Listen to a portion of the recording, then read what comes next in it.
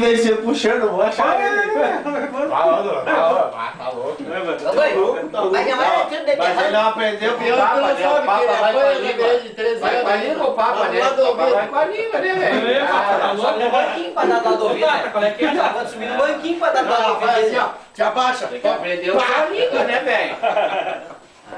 É, começa assim. Eu moro do lado, eu só vejo assim, ui, para, meu amor. Não, rapaz, eu queria saber, na verdade, por que você não faz tu não dá uma capinada? Quanto tempo? É hoje. Rapaz,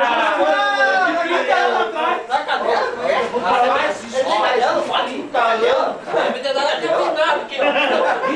Isso aí quando era mais novo. Isso aí, sabe o que é isso aí? Isso aí é revolta com a vida, isso aí tomou uma guampa da cara de arrastado, velho.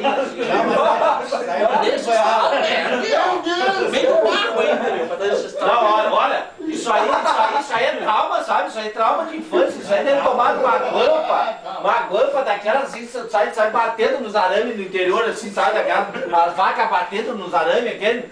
Isso aí deve ter sido a guampa que ele levou. Deixa o rancho lá em casa hoje. Olha. Que anjo. Ô, o Bonita vai jogar bola na areia com nós lá, futebol de tênis. Ô, eu vou acertar o pelinho, meu. Não vou acertar o pelinho.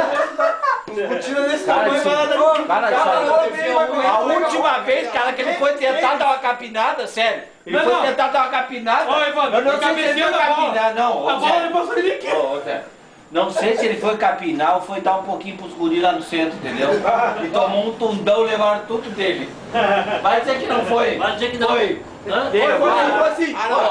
Levaram, ele foi dar pros guris. Três piadinhas assim, ó. Levaram, enfiaram o dedo e eu